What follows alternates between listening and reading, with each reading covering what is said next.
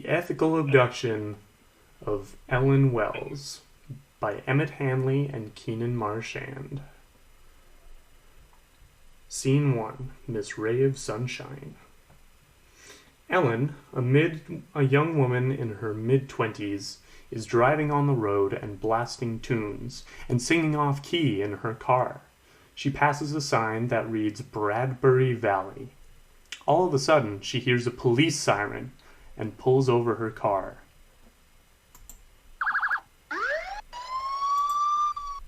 She rolls her windows down to see an officer with a handlebar mustache and sunglasses shielding his eyes.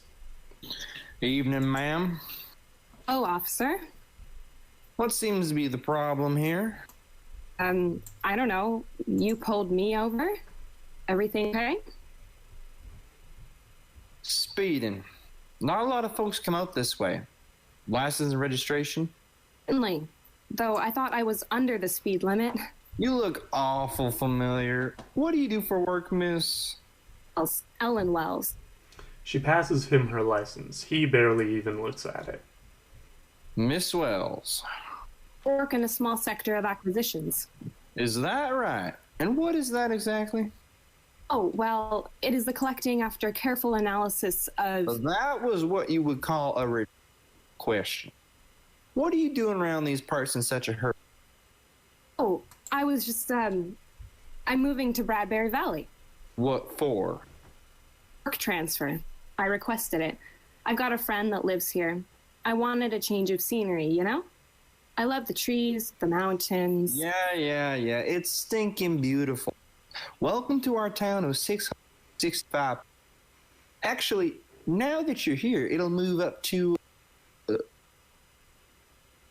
Anything to drink tonight, Miss Wells? 2-0. Excuse me? Water. Just water. Just water. Well then, nothing to hide, Miss Ray of Sunshine? No? You know, I heard that the state was make what you call them? Portable lie detectors? Make someone with a guilty conscience sweat a bucket, I hear, because it senses everything that's off in a person. Oh, that sounds, impressive. Uh-huh. Shame we don't have them yet. A real shame. Will that be all? Am I getting a ticket? Nope, you were under the speed limit. Nothing out of the ordinary. Well, you enjoy your stay in our little town. Officer Moffat returns to his vehicle and drives away. Scene 2. Some stuff to unpack. Ellen is unpacking her new apartment. The place needs some TLC. She picks up her phone. Sarah, I just got in the door of the new place. Do you want to come over and help me unpack? Yeah, hold on. I'm 5 minutes away. Oh, I'm so excited to actually meet you in person. You are going to love it here. I hope so. Okay. Well, this apartment is nice. Yeah. Well, maybe not nice. It's a bit of a fixer-upper. Ugh, I don't even know what I'm doing here. Suddenly, there is a knock at the door. Ellen is a little shocked. She pauses a moment before opening the door, just a crack. But before she can get a good look, Sarah bursts through the door. Hey, girl. That was fast. Did I say 5 minutes? I meant 5 seconds. Surprise! I've been so excited to meet my online pen pal in person. Are you kidding? You look even cuter in person than your profile pic. You're going to love it here. Wow, that's something. It's good to see you. It sure is. Oh, honey, I'm so sorry. This wallpaper is already sending me into a deep depression. That won't do it all. I promise the rest of this town is not as bad as your wallpaper situation. The cops? What? Oh, I was pulled over by a cop earlier today when I was coming here. Didn't give me a ticket or anything, but asked a lot of questions. He was just really strange. Kind of scary, I guess. Oh, that's Waldo Moffat. He's a nuisance. Likes to scare tourists for fun. Don't worry about him.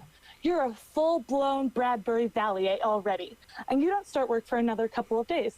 So come on, let me show you around. Let's have a little bit of fun. Sarah, I'm exhausted. I drove all day and I've been having these bad dreams lately. I've barely had any sleep. Where are we even going? The cantina, of course. Your stuff can wait. They have appies you'll die for. And oh, some nights they have this band that plays, and the bass player is so hot. And oh, you should totally meet him. Scene 3. A little thirsty. Sarah has brought Ellen to the local bar, the Cantina. It isn't a total dump, but probably will be in a few years if it doesn't receive any major renovations. There are a handful of folks drinking and playing pool. The two of them sit at the bar. Oh, this is the famous cantina? Smells interesting. Your nose will adjust. I thought you said you wanted a more earthy vibe? Little country twist to the humdrum life of Ellen Wells? No, but... Listen, Bradbury Valley isn't so bad once you get to know it. And it took me a bit of time to adjust. But look at me now, only 2 months in, and I'm a bona fide Bradbury gal. Zappies aren't poisonous, are they? What? No, of course not. You said they're to die for. Ellen gives her the finger guns. You're terrible. Normally this place is pretty nice. It's a weekday, give it some slack. But there's lots of stuff to do in Bradbury Valley. There's a lot of nature you get to explore around the area. Lots of weird animals that makes all kinds of silly noises going about their little lives. You did say you wanted to get out more. Guess so. But I meant the great outdoors and not run-down shacks. Besides... The bartender approaches the two of them. He wears a formal outfit, incongruent with his surroundings. He stares the two of them down with hollow eyes. It seems like each word he speaks takes a little too long. Drinks? Oh, yes. A couple of ciders, please. Ciders.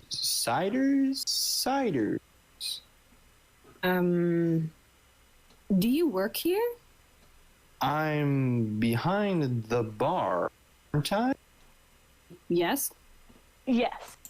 Well then, 2 spiders. Oh, Tom. Ciders, you joker. Yes, ciders. Tom retreats to grab their drinks. Ellen shifts uncomfortably. Is he okay? Yeah, I'm pretty sure his wife left him or something. I don't know. He's always like that. Well, I don't think I can blame her. It probably takes the guy 3 hours just to ask her if they're out of eggs. Ellen, that's rude. Don't say that. There's a bit of a commotion as a group of people enter the bar. Evidently, the band has arrived. As the band members begin to get set up, Sarah gets excited. Ooh, Ellen, that's the guy. That's the bassist. Which one? Long hair guy with the bass. I'm not sure he's really my type. You haven't even spoken to him yet. Go say hi. No, I'm not going to. Hey, Jules! Meet my friend Ellen. Sarah, don't. A man with a long and not necessarily stylish mullet approaches the two of them. Sup, Sarah? Looking fresh. Who's your friend? Hi, Jules. This is Ellen. She's new in town. Oh, hey. You're the one that's just moved in. That means the town has gone up from 665 people. Yeah, that's me. Well, I'm Jules, and I play bass for Bradbury Valley's only band, Gattlestar Galactica. Excuse me? It's a spoonerism. Hard to explain. You'll understand when you hear our delectable grooves. Oh, I'm sure. Radical. The fork is strong in this one. Force. Anyways, it looks like it's time to jam. And by jam, I mean sound check. Well, it was nice to meet you. You too, m'lady. I'll see you after the show. Sure. Jules retreats, and the band begins their sound check. It already sounds like some god-awful dad rock. The lead singer is grunting unintelligibly. The This bodes poorly for the rest of the evening. Hey, I'm going to head home. This music is, well, to be honest, it's giving me a bit of a migraine. It's just their sound check still. I promise they're good. Hey, Sarah. See you later. Ellen, wait, we'll get coffee tomorrow. Ugh, dang it. Ellen hastily exits the bar. Tom returns with the drinks. Your cider, ma'am. I'll take them both, Tom. She's gone. You can go now. Cider, spider? Cider. Scene 4. Elsewhere. Ellen returns to her apartment. She sits on the edge of the bed for a moment and sighs heavily. She gets ready for bed. Eventually, she drifts off to sleep, and she begins to dream. She is in a cold room with white walls. A window seems to open up to a vast expanse of stars, with the image of Earth off in the distance. Tom, the bartender, stands over her in his suit, wordlessly carrying a tray with 2 crisp glasses of cider. A glowing door manifests in the wall, and suddenly a host of grotesque beings with green skin and many eyes approach her, grunting unintelligibly. They surround her, and the sounds of whirring saws and other strange, unrecognizable utensils begin to fill the room. One of them opens up a distended palm, revealing a handful of amorphous, spider-like creatures, and begins to sprinkle them over her face. Ellen opens her mouth to scream, but her voice sounds like Jules's. The dream fades out as beeping and booping sounds distort the background. Beep, boop, beep, boop, beep, boop. Scene 5. I saw them too. The darkness fades, and we find ourselves out in the woods. Ellen walks alone on a trail, wearing a pair of sunglasses that hide her unease. After a moment, a jogger running the opposite direction stops a short ways down the road, clearly out of breath. What's with the shades? You having a hangover or something? Be back. I have pepper spray. Whoa, I'm just out for a jog, lady. Just taking a breather. Don't mean to spook you. You a tourist? No, I'm new here, and also I didn't sleep well last night. Or the night before. For a long time, well, actually. I have weird dreams. The point is, I'm a little on edge right now. What kind of weird dreams? I know you, random guy in the woods. I just came out here to cool off. They're just dreams, and I don't talk to strangers. The dreams. No chance they're about the lights, the figures, the spiders, Tom the bartender? Is that what you saw? Wait. Who are you? How do you know about that? I have those dreams too. Started a couple months ago. The name's Kane. Okay. First off, that's super weird, but yeah, that was the dream. Thought so. Seems like we had the same idea, huh?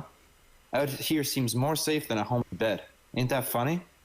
There are bears and mountain lions out here, but they don't scare me nearly as what I see. Well, the scariest thing about it was that it felt more like a memory than a dream. And there are all these gaps in my mind, like there are these stretches of time where I don't remember what I was doing or how I got somewhere, and it's happening more and more. I know exactly what you mean. This might sound a little crazy. Do you mind if I sound a little crazy? Ellen backs away a little bit. It depends on what you mean. Well, do you believe in aliens? Alien abduction? No. Are you sure? The universe is enormous, isn't it? It would sure be awful weird to be alone in infinity. Weird and also absolutely okay with me. I don't really want to think about little green men or whatever kidnapping me when I'm most vulnerable, okay? That's not really a comforting thought. That is what you're saying, isn't it? That we were both... Yep. They took you up into their ship and they put you back down, but you're a little different than you were before and you can't remember anything about it. They keep coming back for you too, over and over and over until eventually they'll stop putting you back. Stop messing around. You're just trying to scare me. Afraid not. I've been saying it for months. No one's believed me before, but I think you'll understand. How is that? Because you're different from everyone else. I can see your aura. Really? My aura, huh? And what does it look like? Like stars. Oh. There's a short, awkward moment before the two of them notice someone else running down the path. Ellen, there you are. I've been trying to reach you all day. I had to track you down on my Snap map. Snap map. Where have you been? Talking to, this guy. Kane? Yeah, Okay, that's nice, but nobody cares because nobody is out here in the woods right now like a crazy person. They're at that cantina because it is Friday night and Battlestar Galactica are playing again. Oh, they are? Then that means... Oh, wait. What I meant to say was that they canceled and their tribute band, Saddlegar Galactica, is playing instead. And that's just Joe Amber and his 3-string banjo. Apparently, Jules, the guy you talked to last night, is missing. No one knows where he is. Such a bummer. Jules. Oh, no. Jules.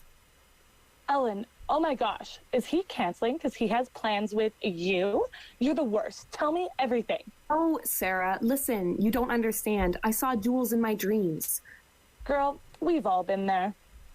No, it's not like that. No. Listen, Jules' voice was in my dream, and he was scared and calling for help. Sarah, it felt so real.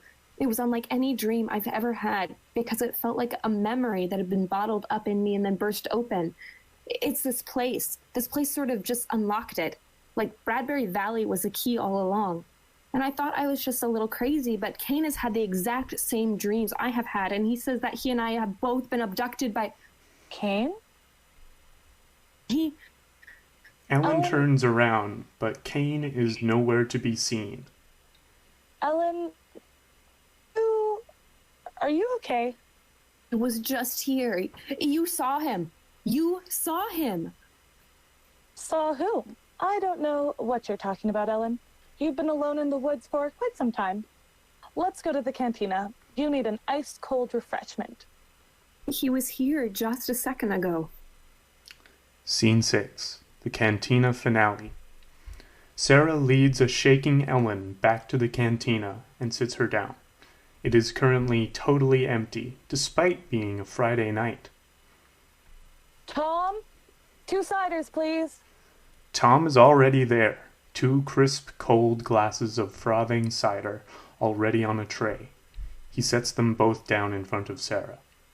Your spiders. I can't get enough of these things. Human food is bizarre, but it really grows on you, don't you think? Human food? As opposed to... I mean, oranges. Wow, they're a color and a fruit. Weird, right? But then blue. It's a color and also a certain kind of music. The blues. But a blue is not a kind of fruit. A red isn't. A purple isn't. A yellow isn't. No other color is a substance orb. Just orange. Simply amazing. How incredibly stupid and irritating. Are you drunk? No, I'm just enjoying these last little moments. The little things in life. Ciders in hand before, well, you know. More ciders, ma'am? You want a cider? Oh, thank you. We're fine, Tom. No more spiders.